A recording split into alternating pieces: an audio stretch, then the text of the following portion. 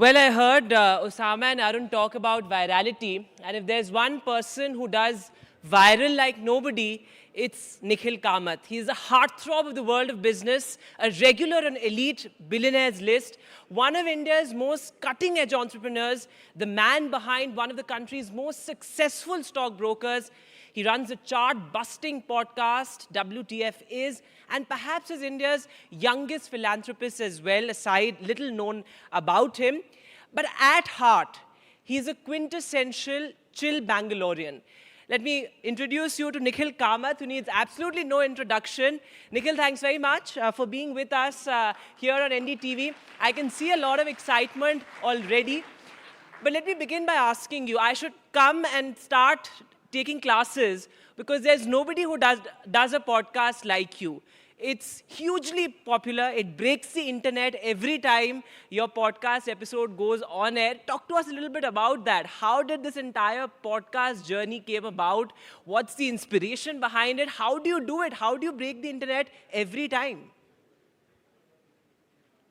Hi, Vedant. Thank you for that very exaggerated introduction.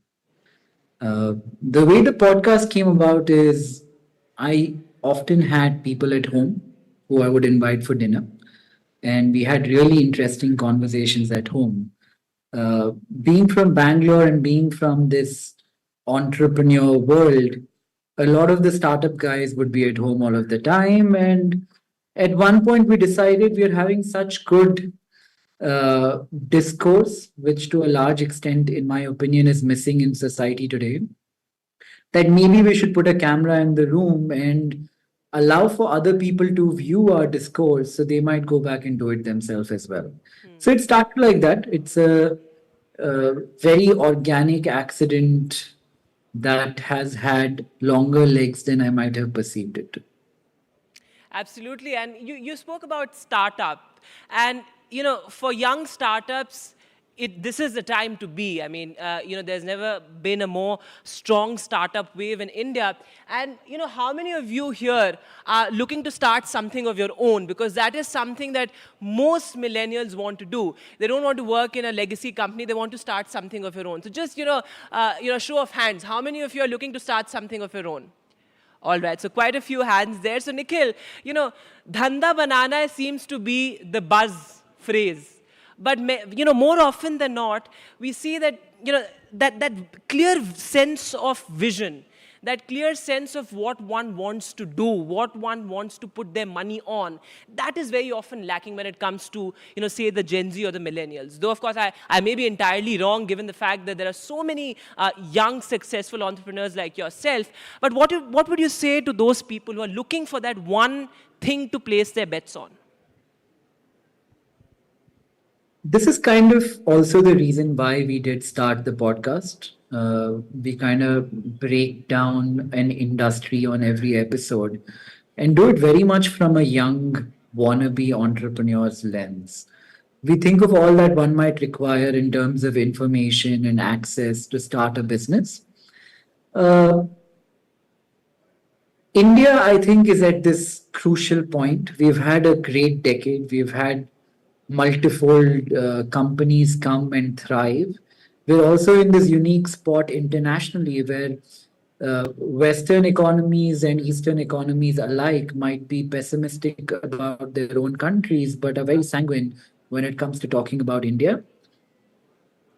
So the amalgamation of all these factors has brought us to a place where if you build something in India today that looks like it has legs, something that has a little bit of initial traction, there will be money from all corners of the world chasing that startup.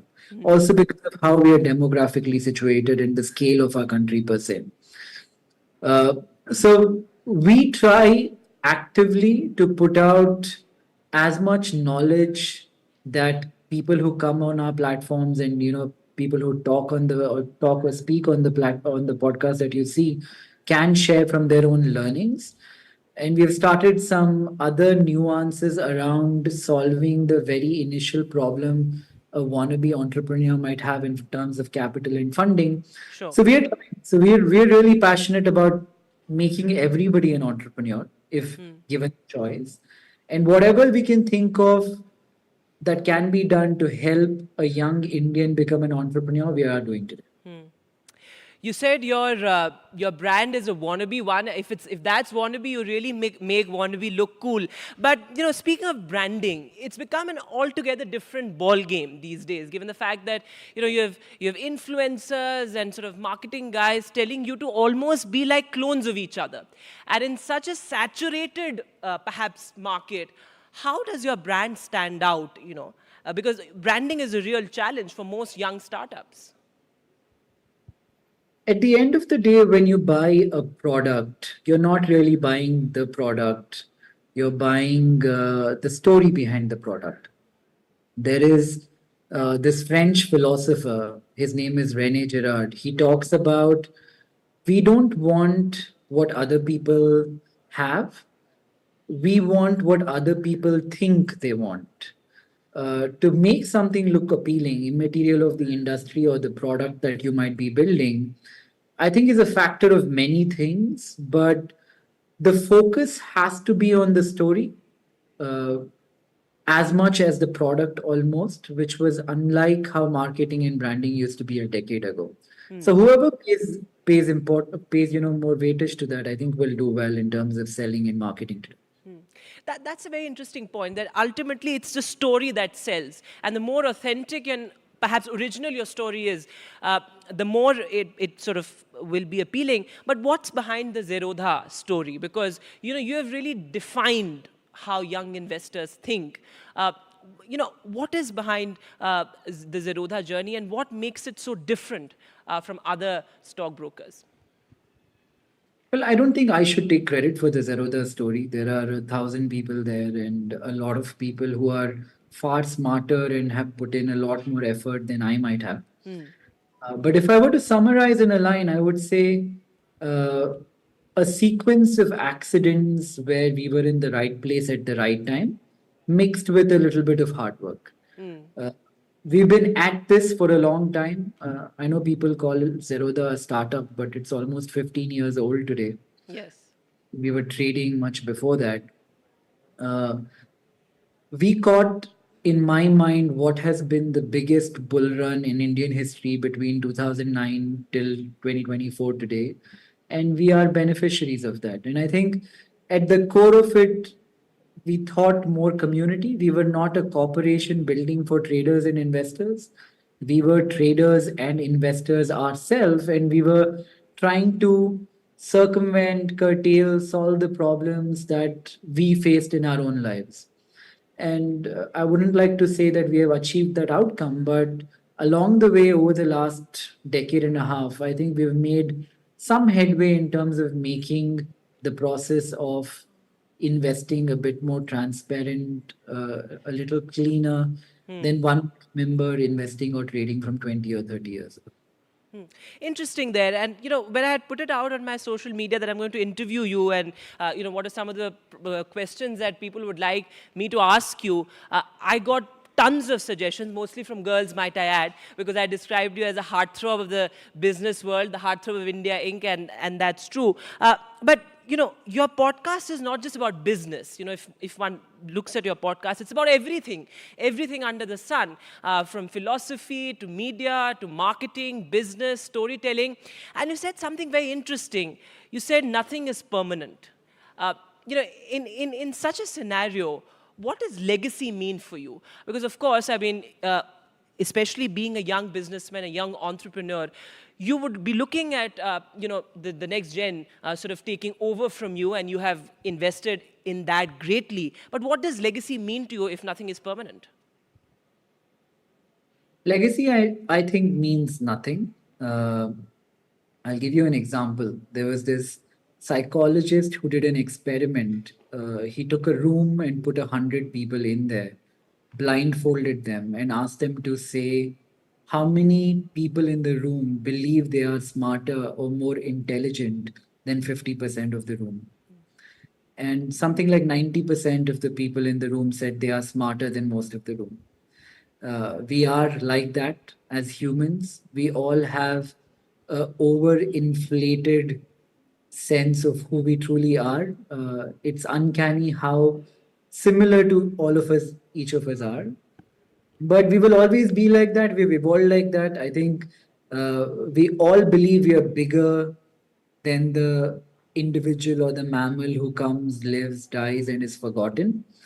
If I were to take history as a teacher and look upon the greats of history who achieved so much in life and are not remembered today, I think it would be stupid for me to think that I have a legacy or I will be remembered.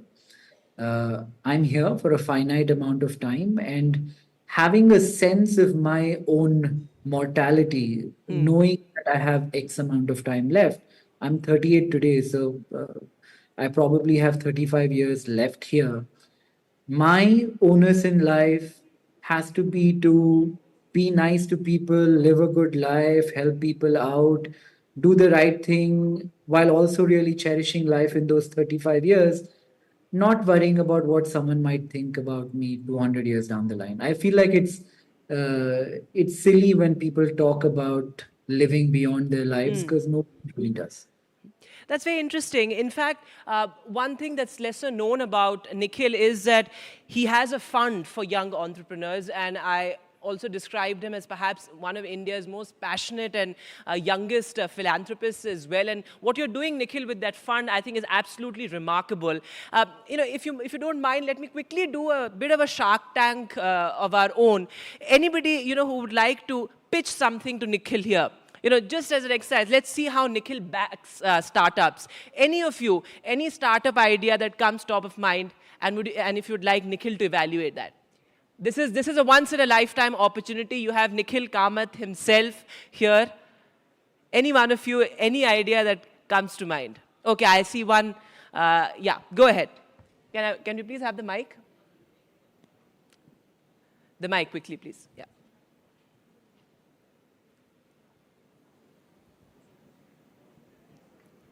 Hi Nikhil, have you ever met someone who's never smoked a cigarette, never had a drink, lived the healthiest lifestyle you can imagine and still got cancer or some lifestyle chronic disease like liver failure in their life? Interesting, Yeah. Nikhil. So 20% of cancer cases can be traced back to toxins in the environment, which are majorly your household products and your cosmetics. In cosmetics, we have multiple healthier or safer options available in the market, but we do not have as many options in the market for healthier home care products. And I am the founder of Green Kutumb, a healthier home care brand where we are making products based on the science of good bacteria. So right now we are at a stage where we have done our first feedback session. So we've almost surveyed about 100 families, and we're All right. about to launch our website I think that's soon. the maximum time you can get with Nikhil without an appointment. Yes, Nikhil. No, it's incredible that forget the product, whatever you're building sounds interesting as is. But the fact that there are so many young people who are coming out and trying radically new things, I think this is testament to New India. We have a grant. It's a non-dilutive grant where we put out an application and thousands of kids apply. And there are so many brilliant kids who don't have the capital to go from 0 to 1. So we give them grants of 20 lakhs each and tell them go out there and build, see what you can come up with. And if I had unlimited amount of money, it would not be X number of companies that I'm doing, but it would be X into, I don't know, a million. Because there are brilliant people, and I don't know how this works, but every generation seems to be smarter than the previous one. When I talk to a 20-year-old today, I feel like quite the idiot. I mean, where they are as precocious as they are at 20, I feel like at 38, I was not that way when I was 20. So incredible to hear your story. Incredible to hear that you are attempting to build something so unique. And connect with us and we'll figure it out. But I wish you the best of luck regardless. Yes. Thank you. And Nikhil, when we talk about the Gen Z, they're not just about, the millennial lingo and everything else that we make them seem about. They're also about, a sort of a larger vision when it comes to, say, performance with purpose, business with sustainability.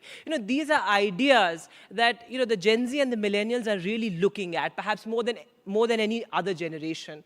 How do you see that, given the fact that you are backing so many young startups? How important is that, having a larger vision and not just perhaps looking at how profitable or lucrative a business is? It is important. I feel like sustainability is one of those first principles kind of issue that if enough people don't pay attention to it, you might not have a world one day to live in. But notwithstanding, it seems to have, when a company is being pitched to you, the word sustainability has gotten a little bit overdone. I don't know how to say this in a nice way, but just because something is sustainable today, I don't think it has legs to sell, because there is so much which is sustainable today. I feel like you need a more unique story than just that. I think sustainability in itself worked a decade ago, but today you need to find nuance in sustainable when you say sustainable. Yes, it has become sort of a blanket word that many a time doesn't mean anything, just to sort of, but, lastly, Nikhil, your one final message to all the young entrepreneurs out there. How do they find their story? How do they articulate it? And how do they go for it? Be you. What is cool and what is uncool in society is so evolving, so fast and so quickly changing all the time, that if you were to model yourself on what you think is cool today or who you think is cool today and try to mimic that narrative, by the time you achieve that outcome, it will no longer be cool. So I think you need to find out more about who you are, why you are the way you are, versus thinking like some lucky idiot like me on screen, or like trying to mimic yourself on me. Find who you are and be the truest version of that. All right, Nikhil, before I let you go, I have to ask you this. You inspire so many young entrepreneurs. Who is that one entrepreneur that inspires you? There are so many, Vedant. I don't think there is one person that I can name. Also, I would be doing a disservice to the 999 others that I do not name. Okay. So let me not name one, but let me say the situation that we find ourselves today in is the most inspiring thing to me, because for the first time, it seems like it's India's time now, and there is capital, know-how, and access available for anyone who tries hard enough to get it. That's such a quintessential Nikhil Kamath answer, and that's what perhaps makes you so inimitable. Nikhil, thanks very much for sparing the time and being with us and sharing all those valuable insights. A huge round of applause for Nikhil Kamath, the man that he is. Thanks so much, Nikhil, for being with us.